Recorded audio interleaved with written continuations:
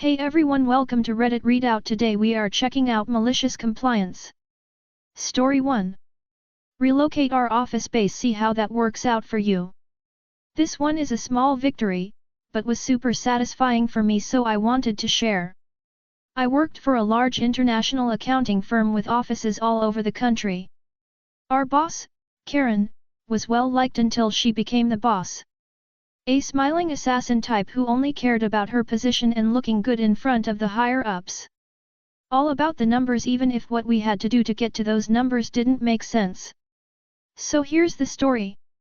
My team, about 12, were primarily based in the London office, but once a week, per my contract and everyone else's, were required to work in a remote office ages from London. This place was miserable. A building in the middle of nowhere. One tiny corner shop for snacks. Next to a motorway. The closest place to eat was a 15-minute drive away. We all hated it. But hey ho, it was only once a week. Anyway, when our boss got promoted, her sole life mission was to cut costs. Everything from stopping overtime to telling us we had no stationary budget for pens and had to take from other teams' stores, to allowing only one meal on social drinks, and making. Story 2. Apprentice will do as they're told, and boy did I. Many moons ago I was just starting out in my electrical career. Joined a Nudomi company that was 40% into a elementary school project. I knew shit was fucked by a few guys on site within days, even though I was still a first year. Foreman neglected to think ahead and was constantly scrambling to keep up with the work while trying to look like a superstar to the office/owner. I get assigned to pipe block walls with a J-man. He would lay out, cut, install fittings, and I'd run around following masons stacking blocks. J-man notices the bathroom flush-o-meters weren't on the prints for one floor. He brings it up to the foreman. It's 100% an extra and needs to be addressed. There's two frames of mind on how to move forward. 1. You do it and hide it, get the extra approved, bang it out and get a decent extra out of it with little to no trouble. 2. Ignore it, then stuck snaking through hollow brick and chipping out. Foreman has us go route 2. Months later it's discovered and I get to chipping concrete in a finished space rather than during the earlier phase. It's tedious, awkward, all around not a great job. I'm working alone on this as it's low voltage, I've helped wire the others. Foreman wants it done and done now. I pull the wires and get sent off the next dumpster fire created by this guy's inability to listen to his crew and having no backbone. He sends in another greener apprentice to splice out the transformers. He has me terminate the motion sensing flush valves starting on the toilets. Shit's wrong. Nothing is working. I tell him after the first 3 or 4. I need this to be done, so do it as I showed you, just do as you're told. Wouldn't let me look at the other kids' work. I press on. Wire the first faucet and I hear a flush. Second faucet, another flush. I go check the toilets. Now when I get close and back up I hear the sinks running. I choose to press forward and keep my head down. Eventually I find the foreman in front of the GC and plumber foreman. I get asked if I'm done. Absolutely. I just have one last question that I think is a plumbing issue. Could you 3 come and check it out with me? Now I know it's our problem, but the Janice to have this guy get ran over twice was too sweet. It was so bad some things were operating sinks/toilets in different rooms. The fallout was I had a target on my back for the short I was there. Both the company owner and foreman ended up leaving the trades a few years. I'm now running work and actually appreciate how that foreman taught me how not to do things. Story 3. Nope, can't work, buy a plane ticket and pay for travel. Mild and petty, but here goes. Also, throw away ACCT. My dad got diagnosed with cancer last year. It's a bad one, cholangiocarcinoma, and by the time he was diagnosed he was stage 4 already, and DR's estimated he's had it for 2 years by then. Shortly after he told me, I went and visited him where he lives, which is a 2-leg flight from where I live, and where our office is, almost 12 HRS of travel from originating airport to destination airport. This was a year ago. Fast forward a year later, I want to go visit him again.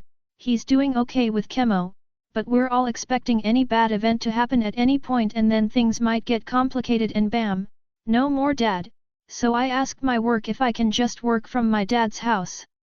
I'm low on PTO, I live in the US, where most people get 10 days a year of paid time off not counting holidays, and I work from home already so I figured they'd say yes. My manager said no, that I have to take PTO. No real reason given. Fine, PTO it is, dad's more important. A week before my flight, a project manager, not my manager, someone else, reaches out to me. Turns out we have a client just an hour's drive from where my dad lives, and they need just about 2 hours worth of work that has to be done on site.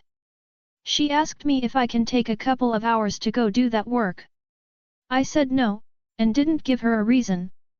I feel bad for the project manager, and I'm all for that. Well, I'm here, might as well do this now to save time/money later, a line of thinking, but my manager asked me to not work so I won't.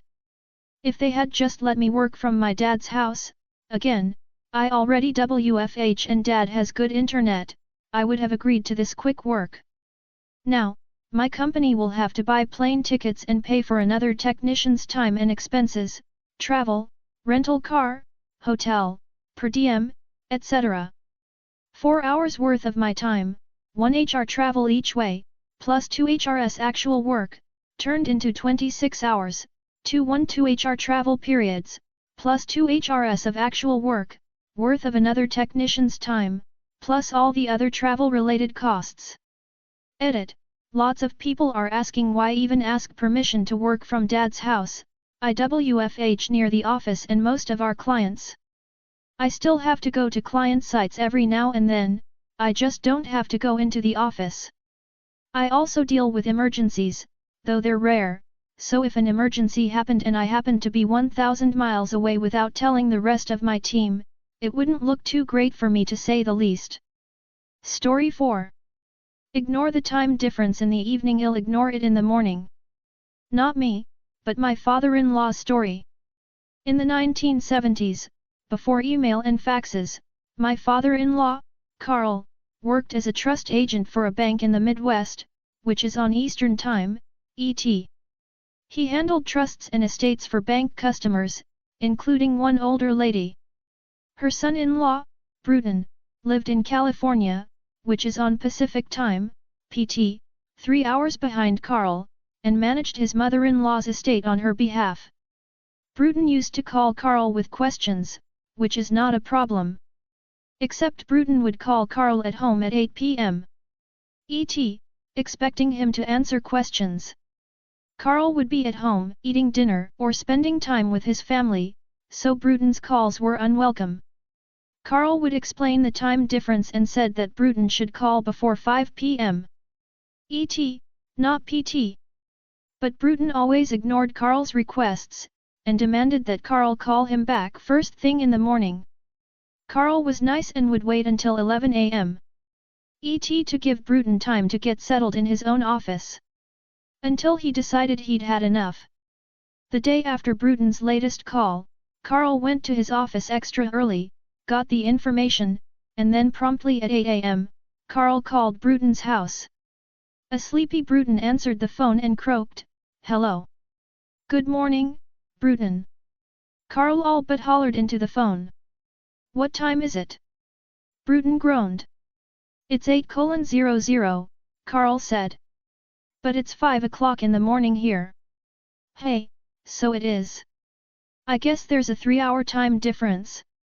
But you said you wanted these answers first thing in the morning, and it's 8 o'clock here, so I thought I'd give you a call." Bruton never called past 5 p.m. again. Story 5. Don't want me to cold transfer pissed off customers to the manager? Okay then. Dr. at the bottom. I was a technician, working in a lab.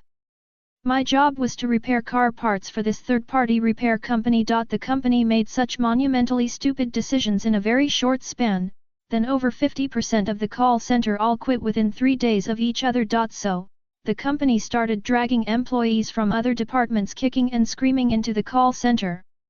Every day, I'd walk in and ask the building manager what's up today? Am I doing my job? Or am I answering phones? And he'd sigh and say answering phones. Well, I quickly learned what made a lot of the call center quit. You see, at this company, we had a really good warranty policy. Lifetime warranty on the part, regardless of who owns it at any given time. If it has our sticker on it, and the sticker hasn't been defaced, we will service it for free. If you aren't happy with the quality, you can ask for a refund if you were the original person who sent it in for work in the first place. Well, it turned out we were losing money because when stuff would come in for warranty repair, some of the salespeople would grab it, rip our sticker off, throw it in the junk pile, and call the customer saying we couldn't fix it, but we have a perfectly good one here that they can sell at a discount.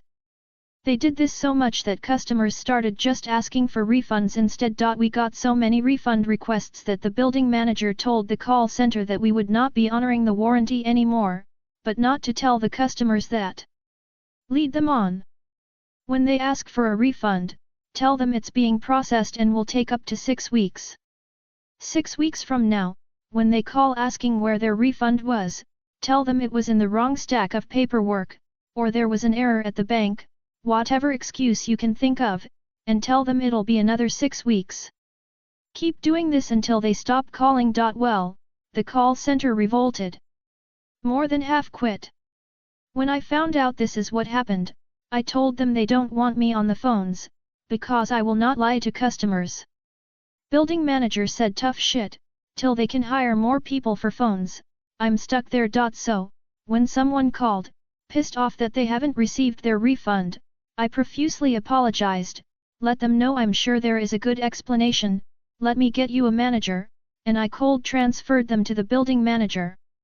He'd come back to his desk, find like 30 people on hold in his K. He got pissed, told me to stop cold transferring people. So, I stopped cold transferring people. Every 3 or 4 minutes, I'd let a new customer know I can get them the manager. I'd transfer them, get up, walk over to the manager's office, and tell the manager, hey, so and so from X company is on your line, pissed off that you're refusing to give them a refund. Have fun. Eventually, I got pulled into a meeting with him and the CFO, and was told in no uncertain terms that if I continued to do so, I would be fired. I reminded them that the only reason this is happening in the first place is because A, they came up with this shitty plan in the first place. B, they're making me answer phones instead of doing my job. And C, they can't keep anyone, because whenever they hired someone new, the rest of us would fill them in on what's happening, and they would subsequently quit after their first day. In the end, I found a better job, and quit that hellhole, and on my last day, filed a complaint with OSHA, filling them in on all the illegal/dangerous shit they'd make us do in the lab. Dr. Was forced to work in a call center for about 3 months, despite it not being my job. Went against company policy and cold transferred irate customers to the manager, because they did not pay me enough to deal with preventable bullshit. That's all for today. Please don't forget to like and subscribe.